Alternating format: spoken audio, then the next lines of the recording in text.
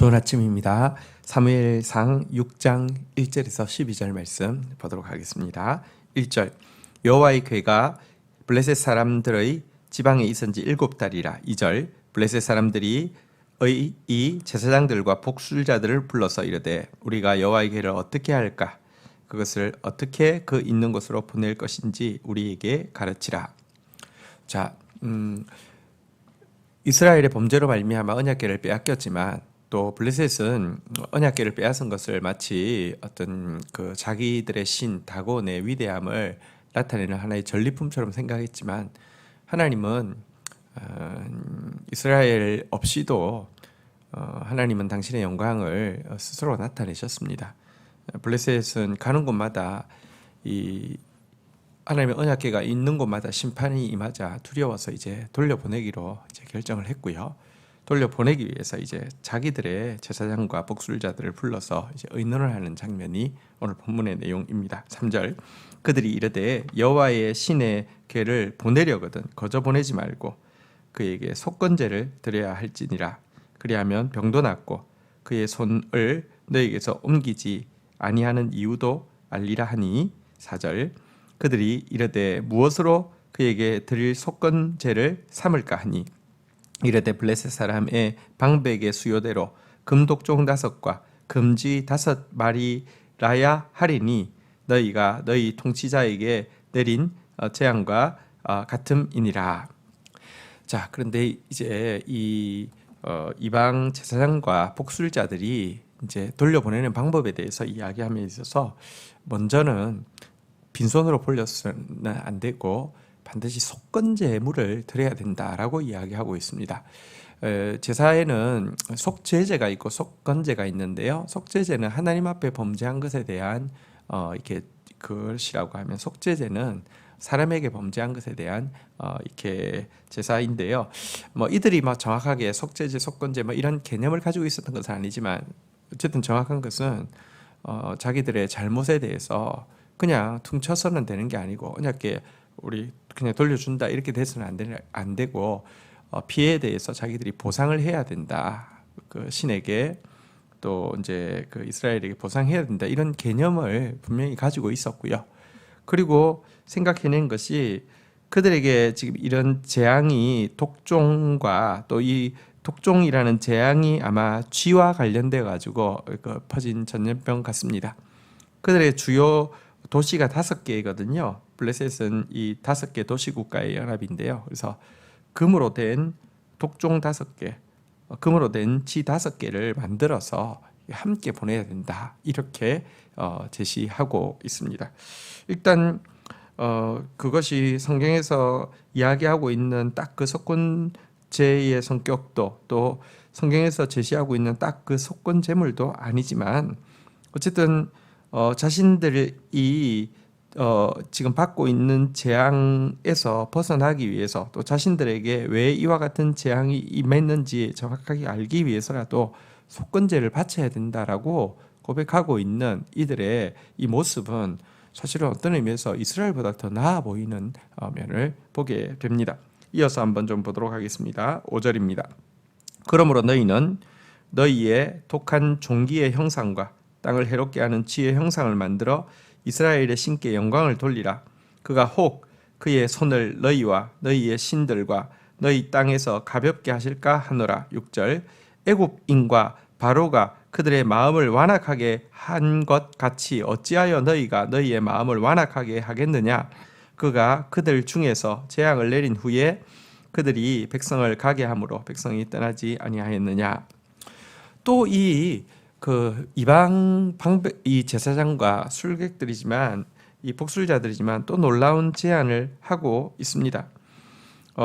애굽인들 같은 경우는 마음을 완악하게 해가지고 재앙 다 맞을 대로 맞고 나서 이스라엘 보내주었는데 너희 어떻게 그렇게 할 필요가 있느냐. 빨리 보내야 된다.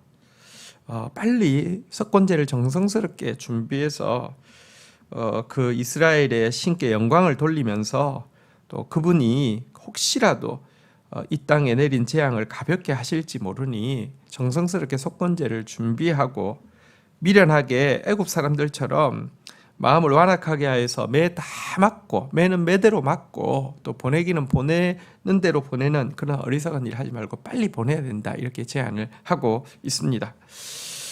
그들은 역사를 통하여서도 지금 교훈을 얻고 있는 것이죠.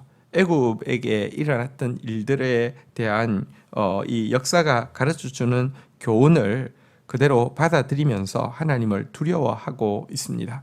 이 모습 역시 사실은 이스라엘 백성들보다 훨씬 나아 보입니다. 여러분, 우리가 어떤 재앙 앞에서 신앙이 없는 사람임에도 불구하고 하나님께 영광 돌리기 위하여서 또 하나님의 긍휼을 덧입기 위하여서 이렇게 속건제를 드려야 된다라고 생각하는 표현, 그리고 하나님께서 조금이라도 더 일찍 더 가볍게 이 재앙을 지나가실 수 있도록 마음을 완악하게 해서는 안 된다는 이 고백, 우리에게 참 메아리처럼 크게 들려야만 될 것입니다. 7절입니다. 그러므로 새 수레를 하나 만들어 멍에를 메어 보지 아니한 젖나는 소 2마리를 끌어다가 소의 수레를 메고 그 송아지를 메어 집으로 돌려 보내고 8절 여호와의 궤를 가져다가 수레에 싣고 속건제를 드릴 금으로 만든 물건들을 상자에 담아 궤 곁에 두고 그것을 보내어 가게 하고 9절 보고 있다가 만일 궤가 그 본 지역길로 올라가서 벳세메스로 가면 이 큰 재앙은 그가 우리에게 내린 것이요 그렇지 아니하면 우리를 친 것이 그의 손이 아니요 우연히 당한 줄을 알리라 하니라. 자, 그러면서 이제 돌려보내는 구체적인 방법을 제시했는데요. 새 수레를 이제 언약궤와 이 이제 속건제 제물을 실을 새 수레를 하나 만들고 그 다음에 나귀를 이 수레를 한 번도 메어 보지 않은 어미소 2마리를 준비하되 이 어미소는 지금 이제 새끼를 갓 낳아서 젖 나는 어미소 2마리를 준비하라는 것입니다. 그리고 갓 태어난 송아지들을 그 어미소에게서 떼서 이렇게 떼서 집으로 데려가고 어미소한테 이것을 메워서 벳세메스까지 이제 가져가게 하는데, 벳세메스는 사실 이곳에서 곧장 간다 해도 한 13km 정도 떨어진 꽤 먼 곳입니다. 그런데 이 소가 여러분 사람이나 짐승이나 마찬가지거든요.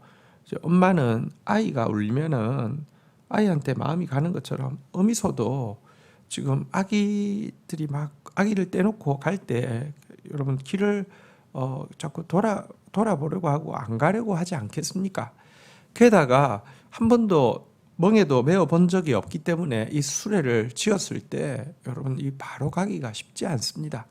그런데도 벳세메스까지 직행하면 이것은 여호와의 손이 친 것이 틀림없다.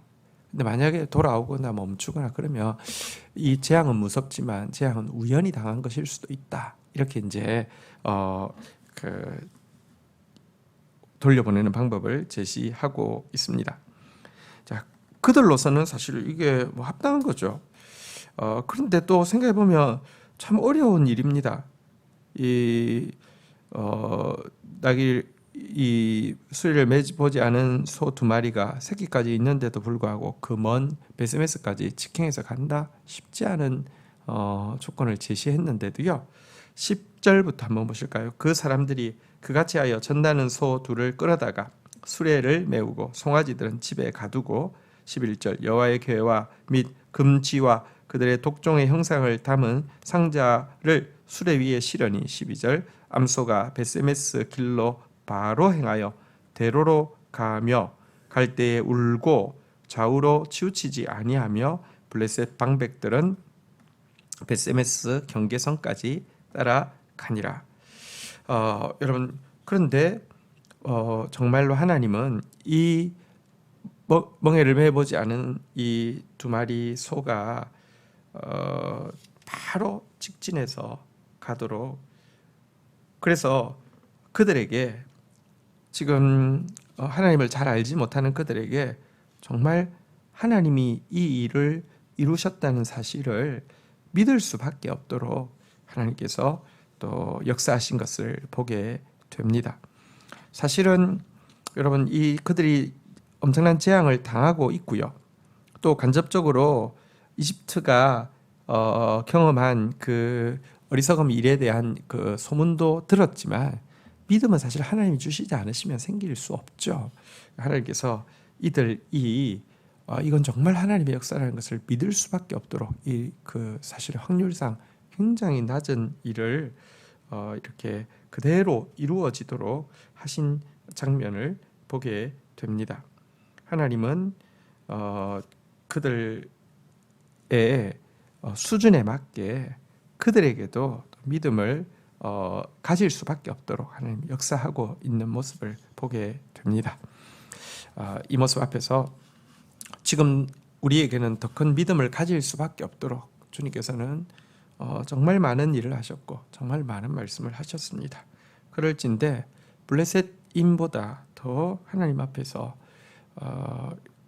두려움도 없고 겸손함도 없고 속건제도 없고 또 완악함으로 가득 차 있는 우리의 모습은 정말 돌아보면서 회개해야 될 것입니다. 주신 말씀 붙잡고 기도하며 나가도록 하겠습니다. 주님 감사합니다. 오늘 이방인들이지만 하나님의 언약궤 앞에서 하나님을 두려워하고 속건제를 바치며 또 마음을 겸손하게 하여 속히 언약궤를 돌려보내려고 하는 모습을 보게 됩니다. 또 하나님께서 그들에게 믿음을 심어주시기 위해서 이 수레를 매보지 않은 송아지가 우는 소리를 듣는데도 이 소가 먼 길을 직행하여서 하나님이 이 일을 하셨음을 정확하게 또 보여주심으로 말미암아 그들에게까지 믿음을 심어주시는 것을 보게 됩니다. 하나님 우리에게 참 놀라운 믿음의 선물을 허락하여 주셨습니다. 그리고 우리가 받은 최고의 지혜는 하나님을 경외하는 것입니다. 하나님을 경외하며 하나님 앞에 속건제를 드리는 마음으로 또 하나님 앞에서 정말 마음을 완악하게 하지 않고 겸손하게 돌이키는 마음으로 오늘 하루 살아드릴 수 있도록 주님 은혜를 더하여 주옵소서. 예수 그리스도의 이름으로 기도 올립니다. 아멘.